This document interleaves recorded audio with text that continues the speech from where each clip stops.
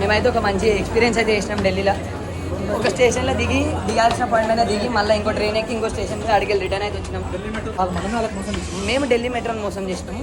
ఎట్లా అంటే ముందు వెనకాలకు తిరిగి. సో ఇప్పుడైతే మేము బయటికి పోతున్నాము. చూసుకోవచ్చు, ఇదైతే పార్లమెంట్ హౌస్ అంట. గైస్, మీరు సెంట్రల్ సెక్రటరియట్ మెట్రో స్టేషన్ దిగినాక ఇండియా గేట్ పోవాలంటే గేట్ 5 సైడ్ అంటే పోవాలి. సో గేట్ 5కి అయితే పోతున్నాం.